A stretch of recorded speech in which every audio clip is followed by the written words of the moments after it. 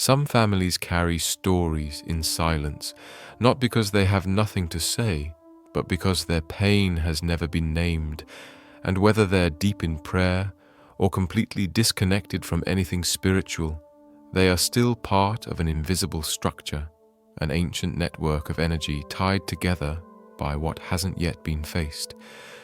You may have felt it long before you had words for it, an emotional weight that hung over every dinner table, a look in someone's eyes that said everything they never dared admit. That isn't just memory, it's legacy.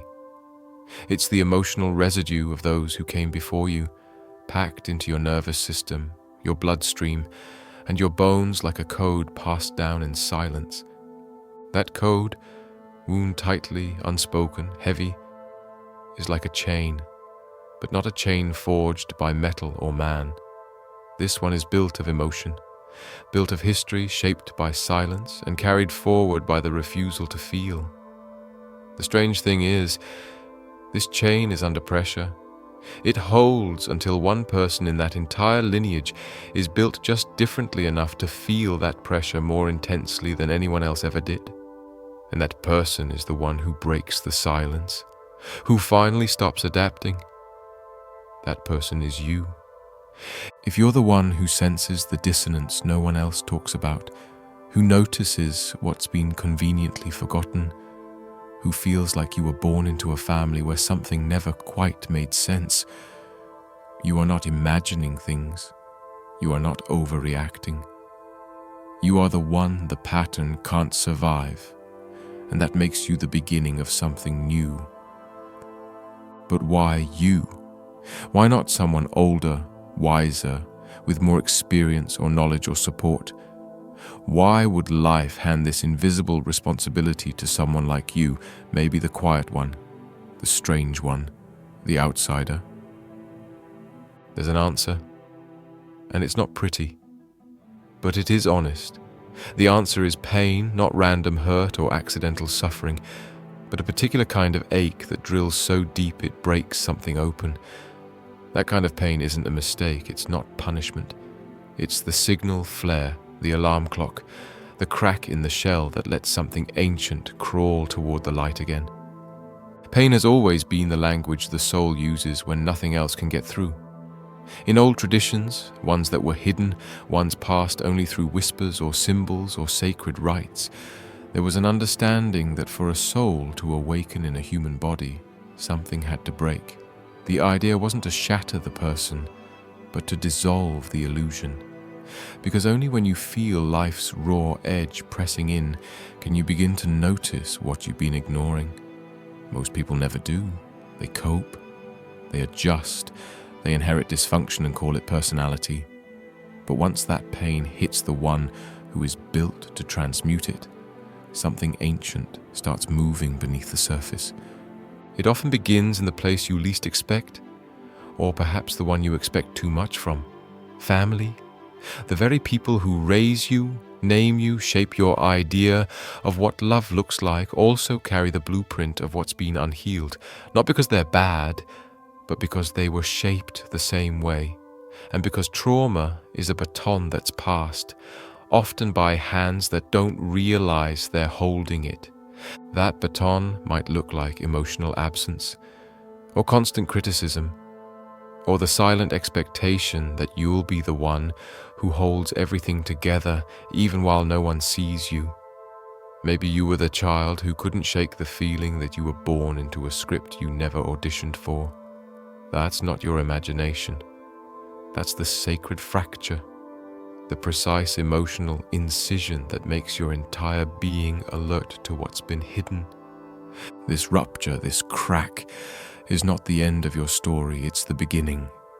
It's what ancient spiritual schools tried to describe when they spoke of the soul's fracture point, an engineered pressure point designed not to destroy but to awaken. You feel it in the moments where nothing makes sense, where you find yourself crying in places that shouldn't hurt so deeply, where you notice patterns repeating in your family and wonder why no one else seems to see them. You might think it's just your sensitivity, but it's actually your blueprint activating. This is why your childhood likely felt strange. Even if nothing was dramatically wrong, you sensed the tension in the air. You noticed the little betrayals everyone else glossed over. You couldn't stand injustice, dishonesty, or emotional coldness. You weren't pretending. You were reading something real. Your nervous system was calibrated differently. And that calibration isn't random. It was your initiation, not through ceremony, but through sensation. You weren't supposed to pretend. You were meant to be unable to, because pretending would have numbed the part of you that was wired for transformation. And now comes the part no one wants to hear. Your family didn't wound you because they hated you. They wounded you because they didn't know how to see you, because they were trying to survive their own inherited wounds, and because their frequency couldn't match the vibration of truth you were beginning to remember. But here's the secret. The very wound you received, the one that hurt the most, was also the map. Not a punishment. Not even a mistake. A map. It wasn't given to destroy you. It was encoded to open you. You didn't land in your family by accident. You landed where your soul knew the frequency would match your unique lock and key. Not because that frequency was loving or safe, but because it carried a specific kind of silence, a silence only you could break. The pain had to be calibrated. If it were too little, you would have stayed asleep. Too much, and you'd be crushed. So it was set precisely, not so you could suffer, but so you could see. Many who begin waking up in this way make the early mistake of trying to fix their families. You might have tried that. Offering your insights, extending compassion, trying to wake others up with you. But the truth is, that's not your job. Your awakening was not about converting anyone else. It was about stabilizing yourself. The light isn't given to you so you can shine it in everyone's eyes. It's given so you can find your way out of the dark. And when others are ready, they'll notice the glow. Trying to save them too early pulls you backward because they weren't sent to be saved by you. They were the crucible in which your light was forged. You only start to reclaim your power when you stop believing the wound was your fault or your burden to fix. The moment you realize that your role isn't about blame, it's about clarity, you stop bleeding energy into the past. You become a living symbol of what's possible beyond the cycle. There is something else, something even more mysterious. At a certain point in your unraveling, something inside you reaches a threshold. It's not always dramatic. It could happen during a night of stillness, a moment of despair, a breakdown that forces you to look beyond your own suffering. And in that moment, you see the truth. Not the one on the surface, but the deeper truth, that your family isn't made of villains or saviors. They're made of scared, hurting souls, doing what they can to stay upright in a world that never taught them how to feel. This is what some spiritual traditions call the mirror gate, a metaphysical doorway where you stop seeing your family as characters in your pain story and begin to see them as humans caught in their own. You recognize the patterns, the masks, the projections. You notice how roles were assigned and repeated like an ancient play passed down for generations. And for a breathless moment, your anger dissolves, not because they deserve it, but because your sight has expanded. That moment changes everything. You can't go back to blame after that, not because you forget the pain, but because you've stepped into your real role. The keeper of light, the one who saw through the veil, and from that point on, the world begins to move differently around you. You may have expected awakening to bring peace, but at first it brings fragmentation, a shattering of the personality you thought you were. That's because real awakening doesn't arrive like a sunrise. It arrives like a storm, confusing, loud, isolating, messy. You don't always recognize it for what it is, but your soul does. You might notice strange dreams at key moments in your life, perhaps when you were 7, 14, or 21, ages where your soul's inner structure shifts, dreams where you felt like you were living inside another person's skin, seeing with eyes that weren't your own, in times or places you couldn't have imagined. They weren't fiction. They were memory echoes, remnants from a self that existed before this version of you. Your soul keeps records the brain can't hold, and during those dream bleeds, the archives leak through. Most people forget them. You didn't? That's not coincidence. That's design. You've also likely noticed something strange. Moments where you just knew something was going to happen, but not in everyday situations.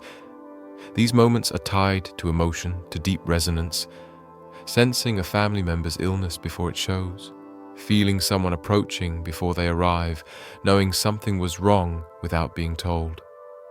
These flickers of foresight don't make you psychic in the way TV shows suggest. They connect you to the deeper grid, the energetic field that pulses beneath your family's collective emotional landscape. You're tuned into it now, not because you asked for it, because your awakening pulled back the veil, and this is just the beginning. As your sensitivity sharpened, something else began unfolding behind the scenes, something few talk about because it doesn't leave physical proof.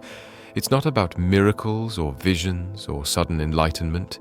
It's quieter, more subtle, but undeniably real. You began to attract presence, not the kind that walks in a room or speaks in a voice you can record, but the kind you feel when you're alone and something deep within your body tells you you're not. In dreams, in moments between sleep and waking, during meditations or times of despair, there were flashes, strangers cloaked in familiarity, old souls wrapped in symbols. They didn't tell you their names, and they rarely appeared more than once, but their messages lingered for years. These weren't hallucinations or tricks of the brain. These were echoes of your soul family, not the one that raised you, but the one that trained you across lifetimes. They came not to give you all the answers, but to confirm you had already begun. Their teachings didn't arrive in the form of lectures. They came as sensations, symbols, and sometimes just silence that felt more alive than noise ever could.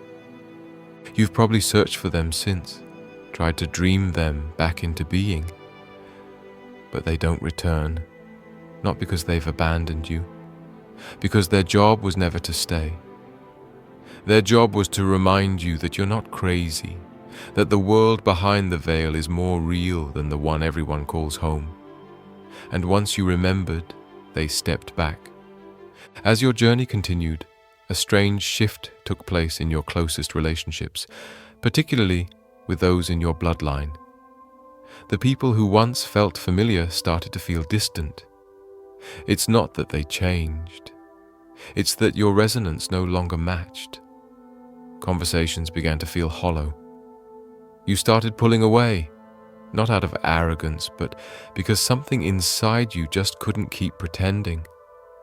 You might have been labeled difficult, overly sensitive, or even emotionally distant, but you weren't the one withdrawing. You were the one stepping into truth. That distance is painful, but it's necessary, because their discomfort with your clarity isn't rejection. It's a kind of spiritual friction. When someone in a closed system begins to awaken, the rest of the system resists, not because it wants to destroy you, but because it fears dissolution. Their identities were built in an emotional climate that your frequency is now disrupting. So their rejection, though subtle, is simply a survival instinct. It doesn't mean they don't love you. It means your light burns too bright for eyes still adjusting to darkness. Some call it being the black sheep. Others call it exile. But it's really a kind of sacred distancing, a divine quarantine to ensure your transformation isn't pulled back into the familiar patterns that once defined you. And even that exile leaves a mark, not on your skin, but in your energy body. After a major emotional rupture or spiritual realization, you may have felt something physical, a weight in your chest, a chill on your back, or a tightness that never quite went away. This isn't random. It's the imprint of what you've passed through. Some traditions describe it as an energetic scar, not a wound that signals damage, but a signature that proves you crossed a threshold most never even approach. That scar, though invisible, is real. It's a reminder that you stood at the edge of collapse and chose clarity, that you burned away the false self to step into your original vibration. And while no one else may see it, every awakened being who meets you will feel it, because it carries a resonance that speaks louder than words ever could. As you've walked this path, you may have noticed something else, a recurring pattern of signs, synchronicities, or coincidences too strange to ignore. A song that plays at the exact moment you needed its message, a symbol that keeps showing up in books, conversations, or dreams, an animal that crosses your path in moments of inner turmoil. These aren't meaningless, they're part of the deeper architecture of your awakening. There is an ancient belief that when a soul begins to awaken, it is assigned what are sometimes called witnesses. These are not guardian angels or ancestors in the usual sense. They're more like cosmic record keepers, beings who track your progress from behind the scenes. They don't intervene in your free will, but they leave breadcrumbs, gentle reminders that you are seen, even when the world feels deaf and blind to your evolution. They show up through synchronicity, through the perfect page falling open in a forgotten book, through a stranger's words echoing something you thought only you carried. They are the reason you've always felt, even in your darkest moments, that someone or something was quietly holding space for you. And now we arrive at the deeper question. What is this all for? What is the purpose of this inner upheaval, this spiritual earthquake that seems to isolate you from everything you once knew? The answer isn't glory, it isn't recognition. It isn't about leading others or becoming a symbol. It's about transformation, not of the world outside, but of the world within. Because once the false self dies, something ancient begins to take root, and that something is the real you. Not the one shaped by trauma, not the one trained to survive, but the one who existed long before your name was spoken, long before your body formed, long before anyone told you who to be.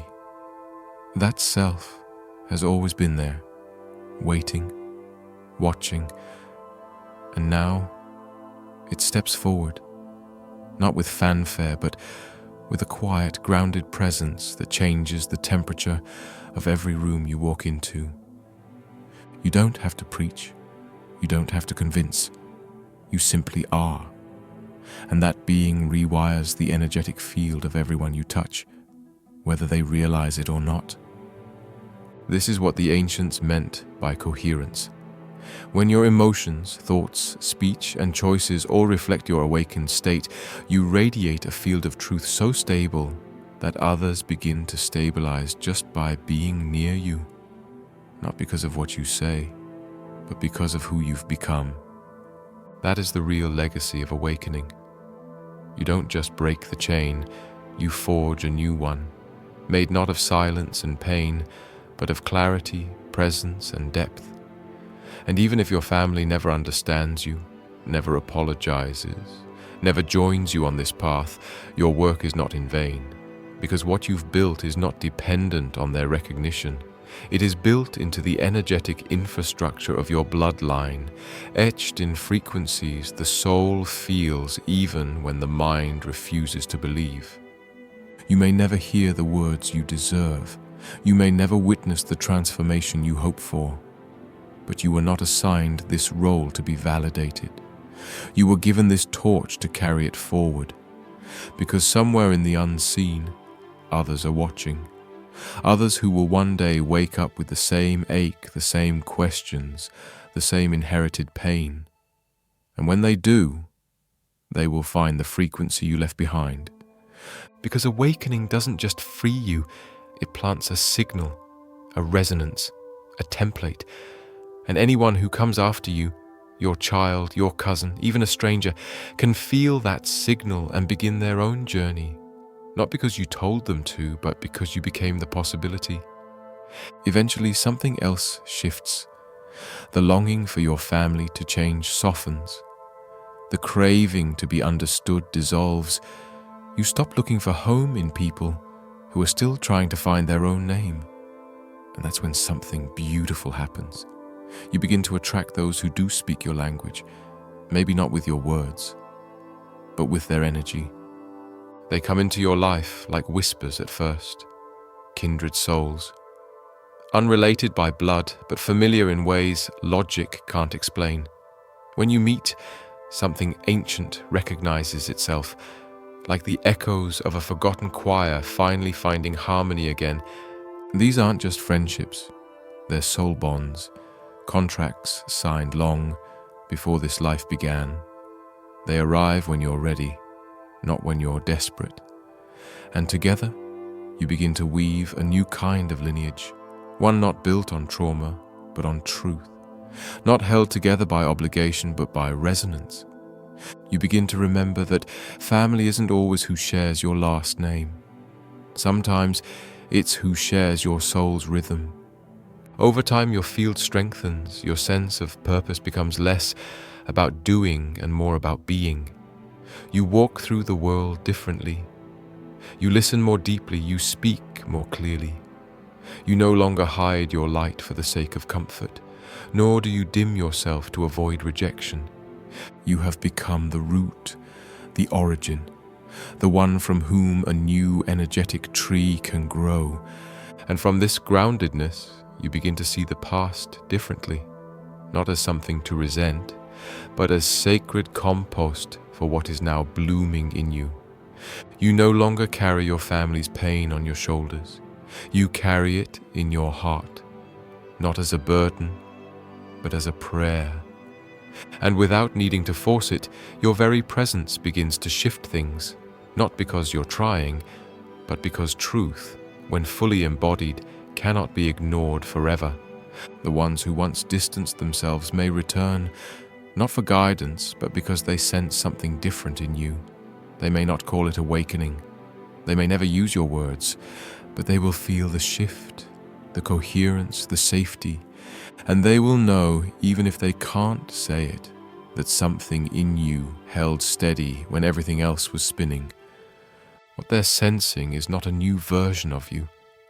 It's the original you, unburdened, unfiltered, and unshaken, the part that was always meant to rise once the false layers were burned away. You are no longer a seeker, you are a flame. And that light is not loud, it is not boastful, it is steady, quiet, and impossible to put out. Once you've stepped into the stillness of your own truth, something sacred begins to take shape, not as a mission to complete, but as a way of existing that rewrites the atmosphere around you. Your life stops being a reaction to pain and becomes an offering of presence. Without needing to teach, preach, or persuade, you begin to embody something that the older world forgot, but always longed for. Wholeness that does not require approval. At this stage, the journey moves from internal disintegration to outer coherence. Your days are no longer spent sifting through old wounds, but in cultivating the rhythm of a soul fully returned to itself. From this space, your decisions shift, your conversations soften, your boundaries become clearer, not out of defense, but because you now carry the quiet authority of someone who's seen the storm and chosen peace anyway. You don't set limits because you're angry. You do it because your energy has become precise and you refuse to leak it into situations that distort its signal. You forgive, not to dismiss the past, but because carrying what no longer belongs to you is too heavy for the soul you've become. You speak without seeking validation.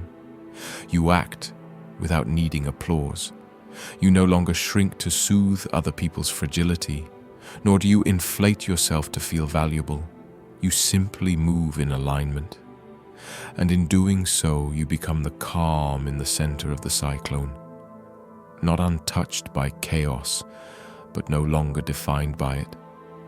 That shift doesn't just change your story, it changes the blueprint that future lives will be built upon. You may not see it immediately, but your choices form an energetic architecture.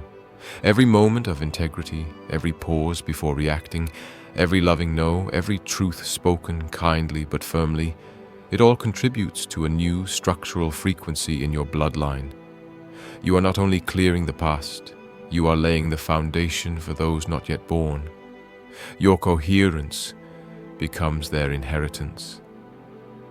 Even if your children never understand the battles you fought in silence, they will feel the spaciousness you created. Even if your relatives never acknowledge your evolution, they will unconsciously respond to it. They may not recognize the cost of your awakening, but they will benefit from its fruits. This is how lineage transforms, not with grand gestures or dramatic conversions, but through frequency. The unseen rhythm of a life lived in alignment is more potent than any lecture. You don't need everyone to wake up. You need only to remain awake. And sometimes that's the hardest part, because the world still tests you. Old wounds echo in new disguises. The mind wants to go back, to bargain, to fix what can't be fixed. But you don't fall for the illusion anymore. You know what belongs to you and what doesn't. You've learned to sit with discomfort without turning it into a story. You've learned to hold silence without needing to fill it with noise. This is what it means to become the first of a new line, not the eldest, not the wisest, not the most celebrated, but the one who broke the loop, who said the cycle ends here, the one who stopped running from pain and started listening to what it had been trying to reveal all along. Your presence now carries a new gravity. People may not understand it, but they feel it. It's in the way you hold your posture, the way your eyes don't dart for approval, the way your voice no longer trembles when you speak your truth. You are becoming a living permission slip, not for rebellion, but for returning. Returning to the self that was never lost, only buried under centuries of forgetting. In some spiritual traditions, this role is called the root walker. It refers to the soul who doesn't just prune the diseased branches of the family tree, but who reaches down deep into the dark, tangled earth and plants a new root system entirely, a system that draws nourishment from light instead of lack, from clarity instead of secrecy, from truth instead of tradition. To walk as this root carrier is not glamorous. It's not about recognition or prestige. Most will never see what you've done. They'll just feel something different in your presence. They'll feel the steadiness, the peace, the lack of hidden agenda. They may call you strange or intense or distant, but beneath those labels, their nervous systems will relax in your company, because you no longer vibrate in confusion. You are no longer pretending. And now something unexpected happens. Other souls begin to find you, not by accident, but by resonance. They come into your orbit like puzzle pieces clicking into place. Some of them feel immediately familiar, like echoes from another lifetime. Others challenge you, stretch you, even frustrate you. But all of them mirror back your frequency. These are your soul pod, the ones chosen, like you, to be the first in their own lines. Together you start to form something ancient and entirely new, not a spiritual club, not a movement, but a quiet web of connection, a living field of remembrance. You don't always use the same language. You don't always agree on the map, but you're walking the same direction, and that's enough. When you sit with them, something ancient activates. It's not about escaping the world, it's about re-encoding it, not with dogma, but with embodiment. You hold space for one another, not because you're broken, but because you're becoming. You don't fix each other, you witness each other. And slowly, the air around you changes. The old ways lose their grip. The stories of survival give way to stories of presence, and your life becomes a transmission, not in what you teach, but in how you live. Even those who once dismissed you begin to feel it. They don't always come back with apologies. Often they return in quiet confusion, not knowing why they feel safer around you, not understanding why their own chaos quiets in your presence, but sensing deep down that something about you has changed. And that change is irreversible, because once you've crossed the threshold of true awakening, not the fantasy of peace, but the reality of presence, you can't go back. You wouldn't want to. You've tasted your own truth. You've remembered your own rhythm. And now, even in moments of uncertainty, you know how to find your center. That center becomes your compass, not a belief system, not a guru's doctrine, just the quiet clarity of a soul that has come home to itself. And here's what no one tells you. It's okay if you don't always feel powerful. It's okay if some days feel messy or lonely or heavy. Being the first doesn't mean being perfect. It means being honest, being willing, being real. Power isn't in how loud your voice is. It's in how rooted your heart is. And when you live from that place, something extraordinary happens. You begin to teach without teaching, to lead without leading, to heal without even trying, because your frequency speaks a language older than words, and those who are ready will hear it. You may never know how many lives your presence touches. You may never see the full ripple of what your awakening made possible, but somewhere in the unseen, the threads of your actions are weaving a new tapestry, a new timeline, a new possibility. And perhaps the most sacred part of this journey is the humility it brings. You realize that all along, it was never really about you. It was about the thread of life trying to remember itself through you. You were the vessel, the translator, the opening. You carried the fire, yes, but the fire came from elsewhere, from the source, from the infinite, from the part of you that was never born and can never die. And now that you've stabilized, that fire no longer burns you. It warms you. It guides you. It becomes the quiet glow you carry into every room, every conversation, every choice. This is not the end. This is the beginning of what it means to live awake, to walk gently but firmly, to feel deeply but not drown, to speak truthfully but without attachment, to love with boundaries and grieve without shame, to become a tuning fork for remembrance, not by effort but by essence. You don't need to shout your story from rooftops. You don't need to be understood by everyone. You just need to keep walking. Your path is the proof, your silence is the signal, and your being is the blessing.